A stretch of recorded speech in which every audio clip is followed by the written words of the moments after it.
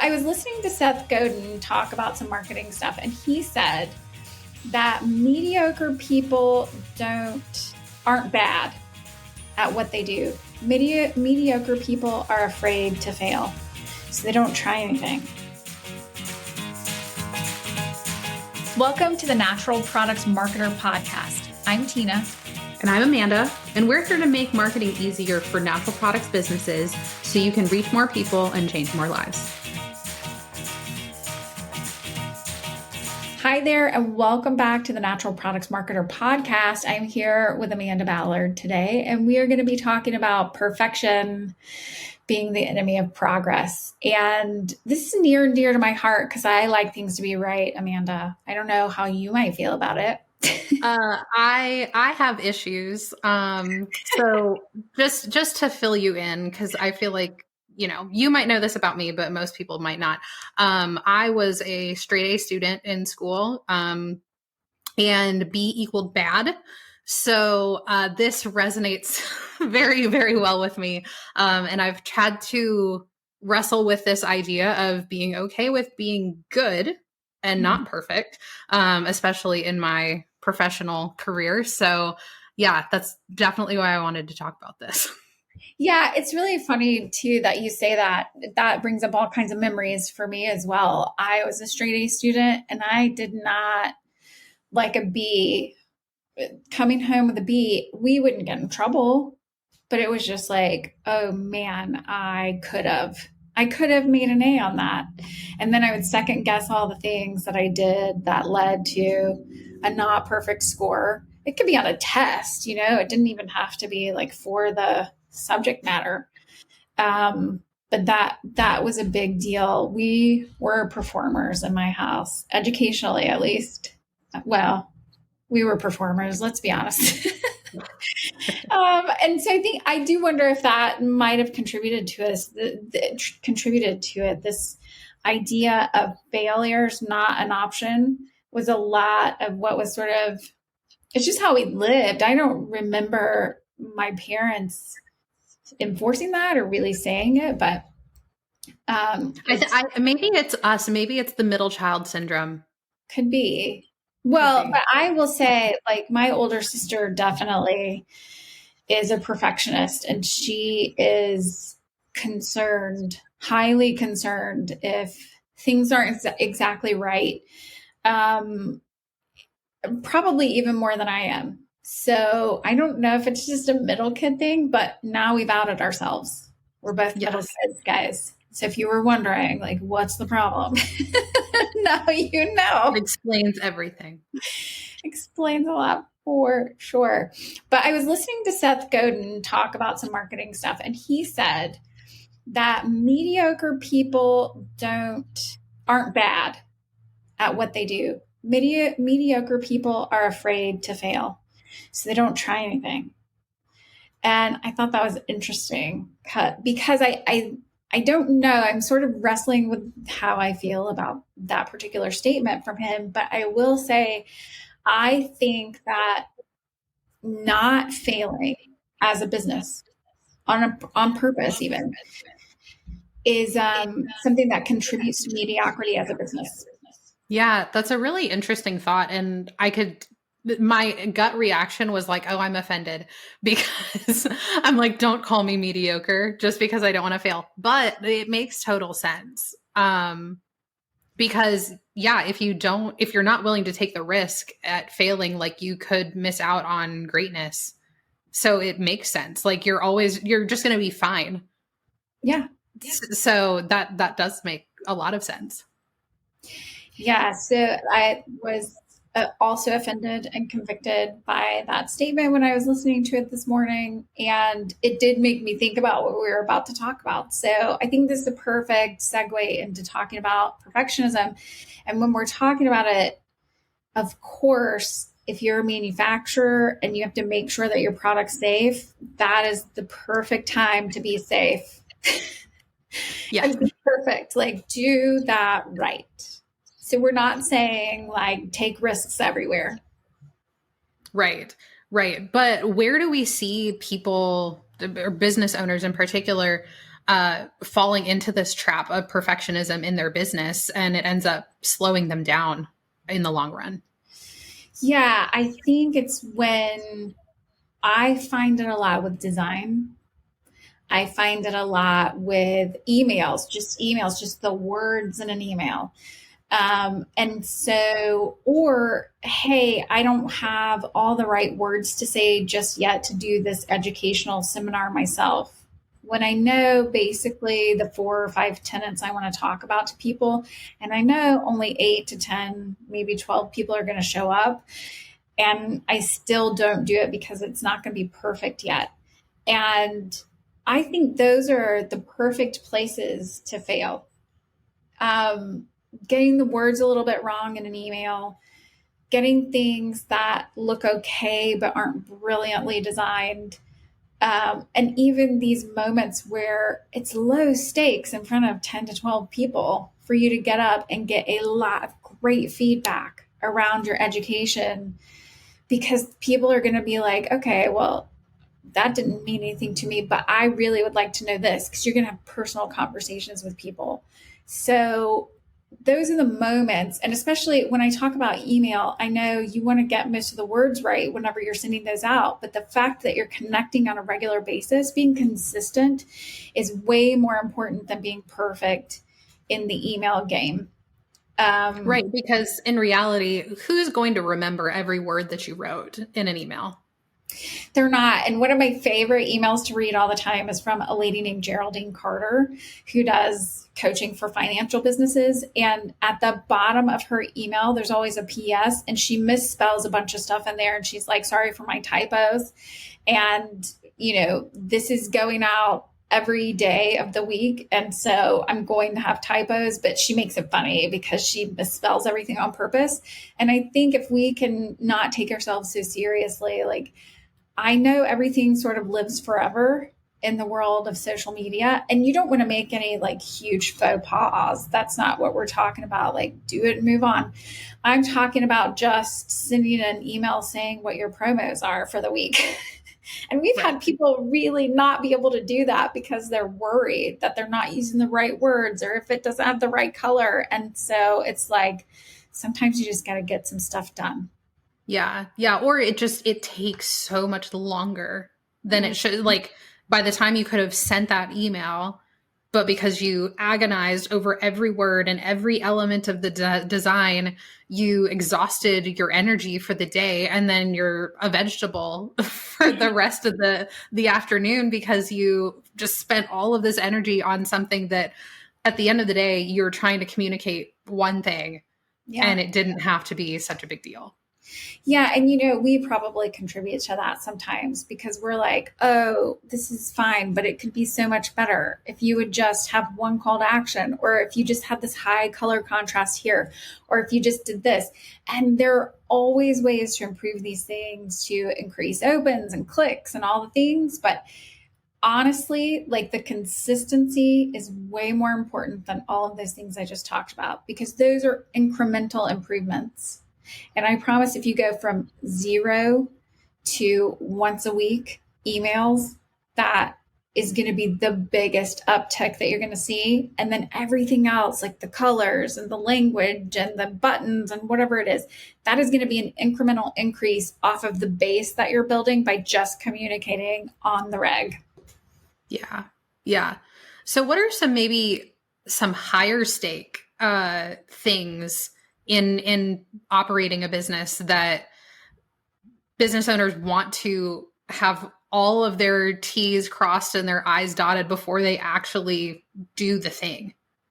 Okay. So here's an example of something that I was talking about the other day with a client. And it's things like when you decide to do a giveaway, there are rules in every state. So especially if you're servicing multiple states, and you have to have a language in your privacy policies, and you have to communicate accessibility, you can't have, and these are things where they're looking to come and give you the smackdown, right? To make you pay penalties because, oh, you are leaving a group out or something like that. So, and this happens especially like financial place institutions or real estate. You have to make sure that everyone's included. So there's a lot of laws around that. And you want to be super careful that when you're doing something like that, that you're in compliance with the things you're supposed to be in compliance about. So some of the things that people kind of brush off, and bless them for doing it because they just run ahead, and sometimes they get in trouble and sometimes they don't. But you can get really caught, and they can be pretty expensive fines if you get certain things wrong around some of these bigger giveaways, especially if you're not getting those right. The other is just like languages about what's in the product. So we talk about Deshay all the time. And yes, that's a concern for you to really be on the lookout as a retailer. But I think even more important than that is the language that you're using around this product has probiotics when it hasn't been tested for probiotics. And there's very strict language around like what it means to be a probiotic. So some of those things are a little bit more concerning to me, especially as we start to talk about like chronic health conditions. So those are the things that I would be way more careful about, or something that might actually exclude a group of people. Language around that is way more important than whether or not you used the right article in front of a word. You know what I'm saying? Like there are bigger stakes that cost you way more money as a company than some of your grammatical errors that come out. And I think some people get really stuck around commas or capitalization. Right. Those are not the things to be too careful about. Yeah. But I think it's interesting, with this example of, should we do this giveaway? Because we have to get all of these things right. This does have to be perfect. Is it too much work to do the thing? And it's this balance of finding the balance of how much work does it actually take to be perfect versus what the potential ROI could be if you do all the things right. And so I think then you kind of get stuck in this place of, is it worth my time to do it right? Because I know I have to do it right. But then what could be the return on that time?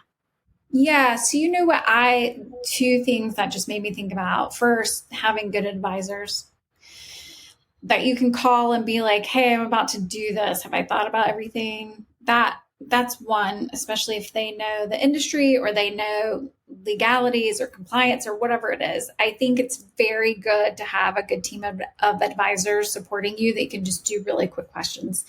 The other thing that you can do, and again, not legal advice, but hopping into something like ChatGPT and being like, what are all the things I'm not thinking about? Here's what I put together for this thing. What are all the things I'm not thinking about? And who can help me get this work done? And you can get a lot of things that you're like, oh my gosh, I never thought about that thing. So like when we're talking about giveaways, I am not talking about a small giveaway in your store where you're given a sample of something. You've got like a basket put together. You're probably fine there. Large scale giveaways that cross state lines, especially if they end up all the giveaways together being over like $500 or $5,000, then you have to like get insurance bonds, and there are things that need to happen. So that would be like for bigger manufacturers or larger retailers that have multiple locations, that they should be thinking about things like that. But if you're a smaller retailer, ChatGPT is a friend that you can call and be like, all right, what am I missing? Help me understand. And AI that's another thing. I was listening to that Seth Godin marketing podcast today, and he said, if you're not using AI every single day, then eventually you're going to be afraid of something you don't understand. And I thought, oh, wow, that is really a good insight to pass on to people working with this technology. Don't be afraid of it just because you don't understand it. Get into it and work with it, and be afraid maybe once you really do understand it, but at least you'll know what you're afraid of. And I think working with something like ChatGPT on a regular basis, and you can download it onto your phone and use it as an app these days, but it can help you plan a whole series of things. And you don't I caution people around using the actual language that comes out of it because of copyright and whatever, but it can help you brainstorm. It's just one of the best brainstorming partners, even if it ends up saying you should consult legal counsel on this. And then you'll be like, oh, good. Now I know what to ask whenever I go to them. Yeah.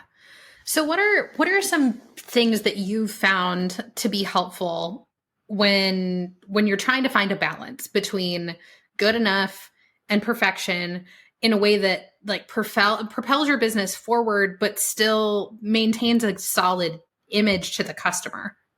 You know what this makes me think of? Just having a good partner on your team that balances you out a little bit. I know we've talked about this with Mike Maddock, but like you're more of a detail person than I am. And I have relied on, in my whole career, I have relied on people like you to keep me from going too fast, too quickly, too much, right? It's like that, hey, but did you think about this? It's someone that can point out that blind spot for you, who's on your team, who's sort of looking out and watching what's happening. That has saved me from so much heartache. And then the other thing is you just sort of do a calculus in your head around, all right, what's the risk? And after you've been in this retail business for a while, you know things that are risky and things that aren't. So it's a calculated, every day of our lives is a calculated risk. And I used to run HR for a big company. And that's one of the things that we talked about. They would always be like, am I allowed to do this? And I would be like, well, no, that's not the question. That's not the right question. The question is, what are you trying to accomplish? And then what's the best, least risky way of doing that? Because every single activity that we do is completely risky. But how likely are we to get, how big of an infraction is this against whatever compliance thing? How likely is it that someone's going to do an audit and give us some sort of fine related to this? And how important is this particular goal to the company?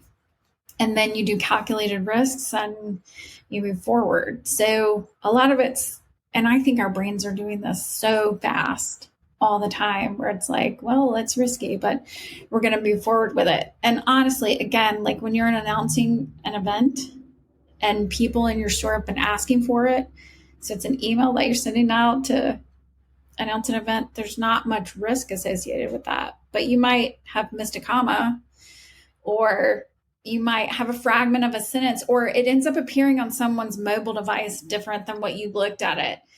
And sometimes, business owners can feel like that is the end of the world.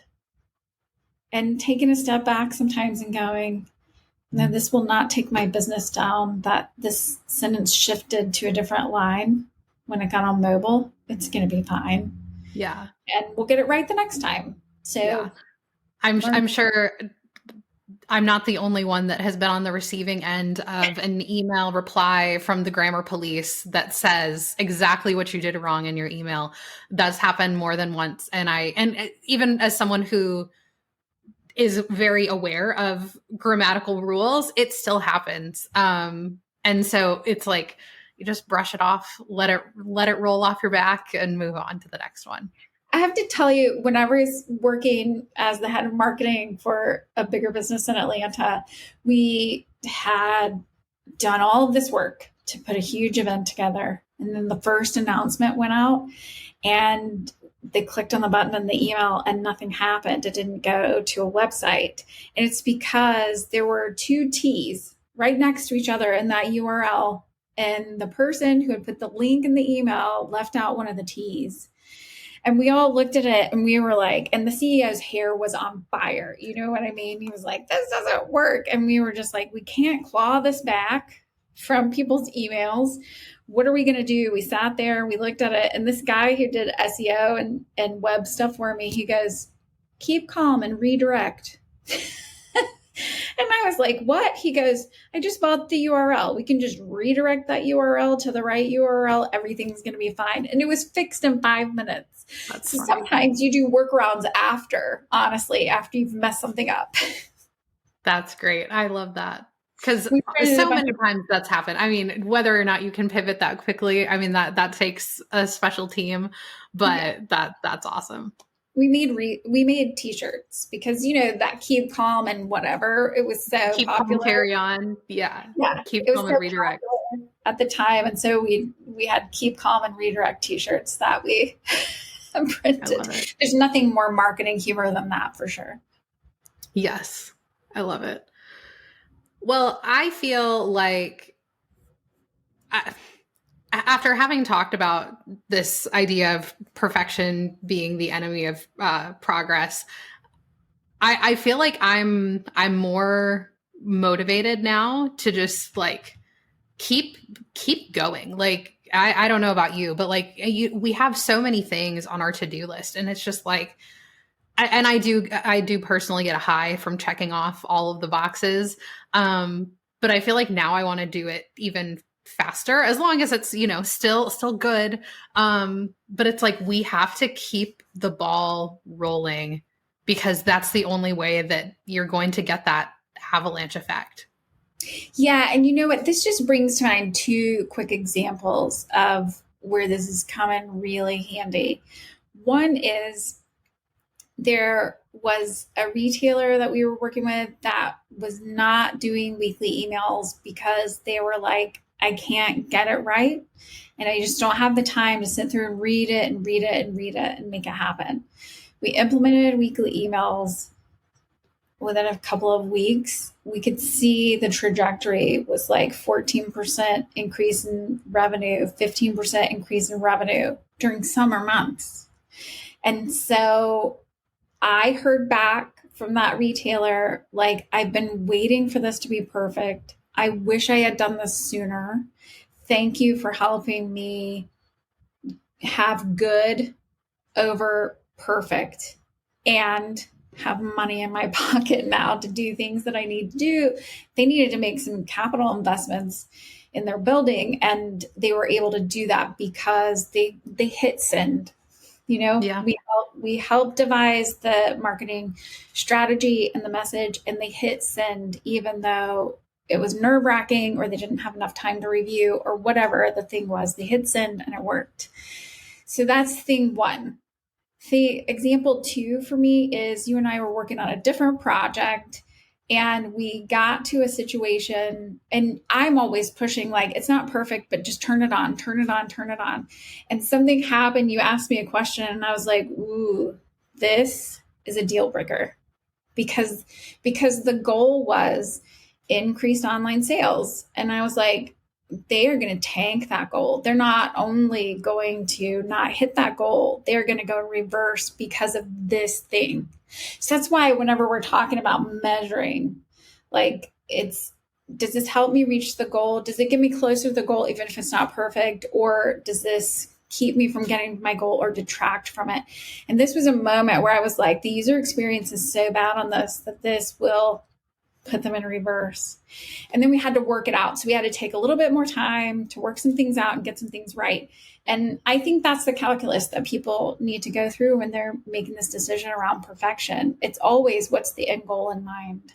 And how much does this get me toward it, or maybe detract from it? And again, a good advisor that can help you see when something's going to be really bad versus it's good enough. Let's keep this going. So helpful. And a good team. Yeah, for sure.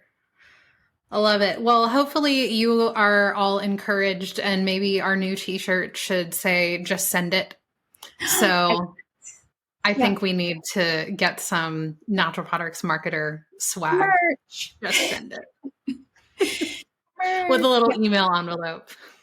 100%. Because we will reiterate again. And I know I just said reiterate, which means that we're doing it again. I got it, grammar police. But I'm going to say it again. Email is the number one way that I have seen in every retail store that you can increase your revenue. So just hit send. Thanks so much for listening to the Natural Products Marketer podcast. We hope you found this episode to be super helpful. Make sure you check out the show notes for any of those valuable resources that we mentioned on today's episode. And before you go, we would love for you to give us a review, follow, like, and subscribe on Apple Podcasts, Spotify, YouTube, or wherever you're listening today. And make sure you join us for our next episode where we give you more marketing tips so that you can reach more people and change more lives.